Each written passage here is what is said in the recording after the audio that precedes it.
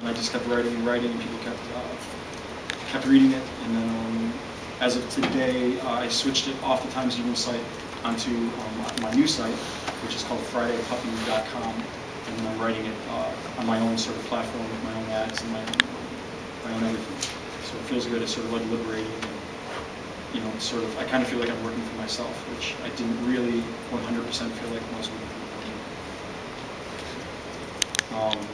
Let's see. So you asked me a bunch of questions, like in your email. Should I go through those questions, or what? What do you think I should? I'm not here. Yeah, I would love to take questions if that's possible. So how do you attract such a big audience in your blog? Well, do you think it's your writing style? Well, I think it definitely helps, like being a business owner and being a business owner of businesses that a lot of sort of computer savvy people go to. I think it's that certainly helps, you know, because I think people are kind of curious about what it's like to own a bar, so they, you know, it's a little bit more attractive, I would say.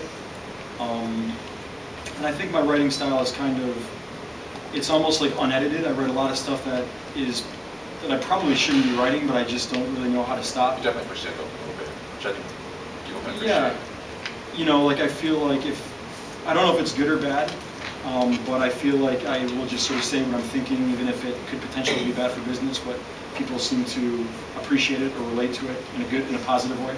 So I haven't done anything too bad yet, which is good, but I think people appreciate the honesty. What's one of your favorite blogs?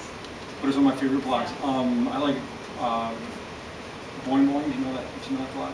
It's sort of like it's like a tech blog. I read Prez Hilton like a crazy person. I read the Sartorialist, which is like a fashion blog.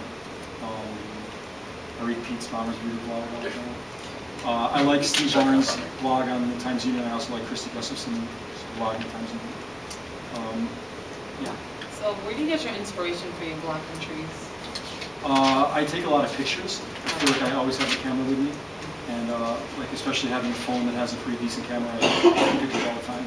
And if I ever feel like I need something to write about, I go through all my photo albums and just look at a picture, and usually something will sort of inspire me. But finding things to write about is definitely, for me, an overwhelming, like, it's like you constantly have to keep feeding the monster. It's like every day, it's sort of something I put on myself. Like when I started the blog for the Times Union, they never asked me to write that much, but I felt the responsibility to keep it interesting and current. Like if you go to like, whatever, Prez Hilton, for example, like if he doesn't write for a week, you're like, what's wrong? You know, you sort of go to it expecting to have something new.